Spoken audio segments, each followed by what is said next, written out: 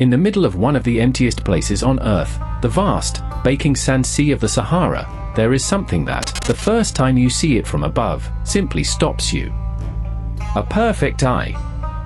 A gigantic bullseye of concentric rings, ring inside ring, stamped into the desert floor and stretching almost 40 kilometers from edge to edge.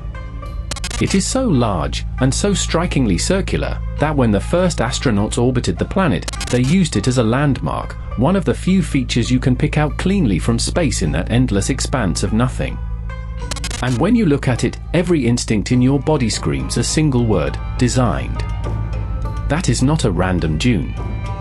That is not how sand behaves. Those rings are too even, too concentric, too deliberate. It looks, for all the world, like the foundations of something colossal, a city, a monument, a structure, left by a hand that knew exactly what it was doing. So people did the natural thing. They looked at this impossible circle in the desert and asked, what if this is the ruin of a lost world? What if this is the most famous lost city of all, Atlantis itself? And to understand why that idea is so seductive, and why the real answer is even better, we have to look closely at the eye. Let's start with what is genuinely, indisputably remarkable, because none of this is exaggeration. This formation, often called the Eye of the Sahara, is real, and its scale is hard to overstate.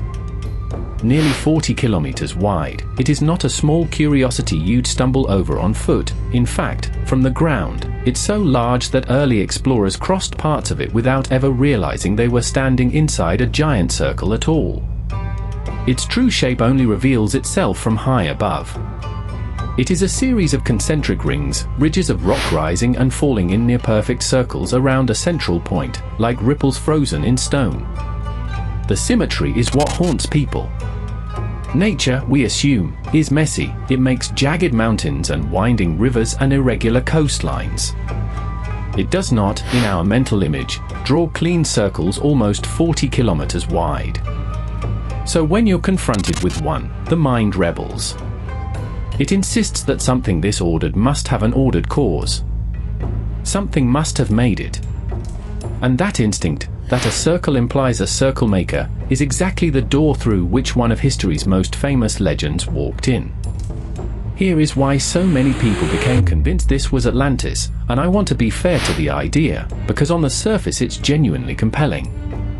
Over 2,000 years ago, the philosopher Plato described a great lost civilization, an island power called Atlantis, that sank beneath the waves in a single terrible day. And crucially, he described its capital in a very specific way, a city built in rings. Alternating rings of land and water, circle within circle, arranged around a central island.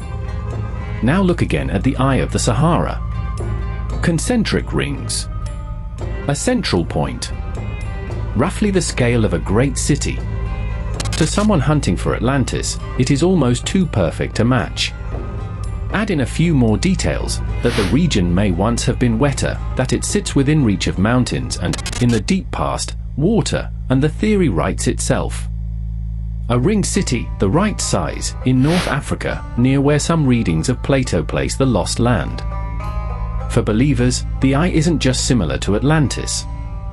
It is Atlantis, hiding in plain sight, its stone rings all that remain after the water and the millennia did their work.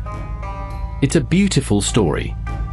But a beautiful story is not the same thing as a true one, and this is where we have to let the rock speak for itself. Because the ground beneath the myth tells a completely different, and frankly more mind-bending, story. Geologists have studied the Eye of the Sahara closely, and the evidence is clear: this is not a ruin, and it was not built.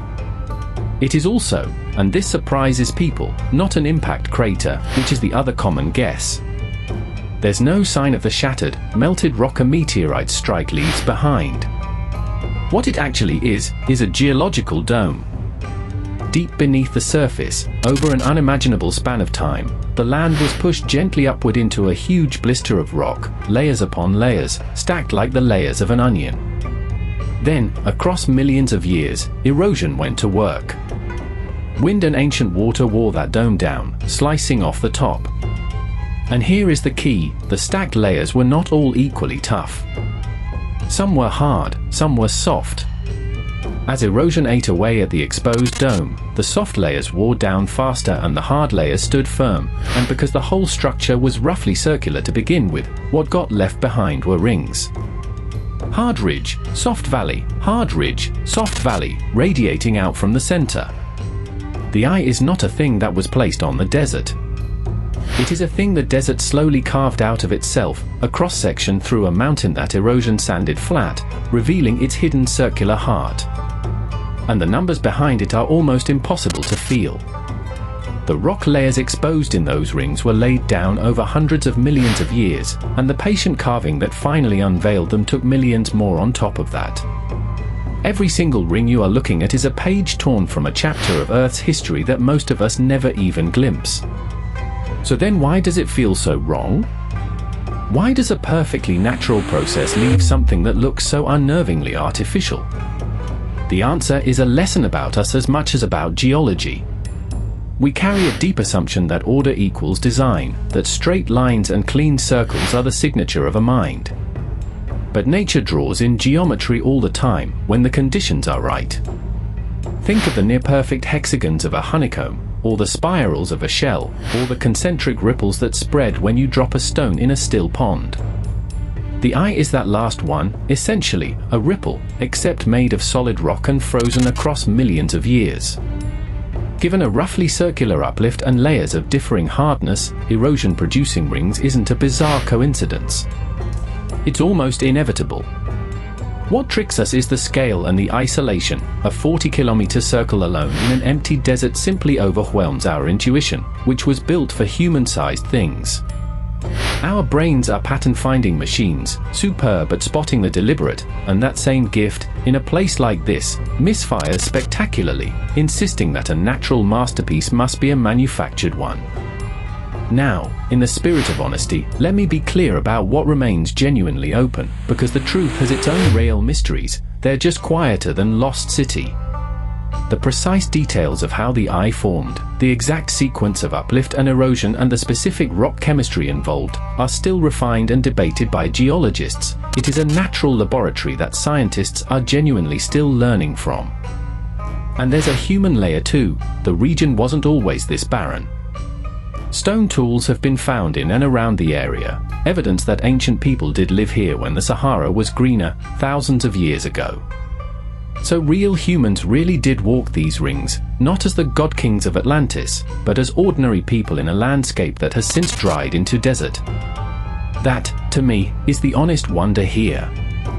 Not a sunken empire, but a planet slowly breathing rock up from its depths, and time and wind patiently carving it into a shape so perfect it looks like a message. The eye doesn't need Atlantis. What it actually records is deep time itself, made visible. So the next time you see the eye of the Sahara, that hypnotic bullseye in the sand, I hope you feel two things at once. First, the pull. Feel how badly your mind wants it to be built, how naturally the word Atlantis rises up, because that instinct is deeply human and there's no shame in it. And then, feel the second thing, the deeper awe of what it really is. A structure no hand designed, older and larger than any city, sculpted by nothing but rock, water, wind, and time. The same force is still shaping the ground under your feet right now. We went looking for a lost civilization and found something in a way more humbling, proof that the earth itself can draw a circle bigger than a metropolis, and that we are so hungry for meaning we'll hand its masterpiece to an imaginary king.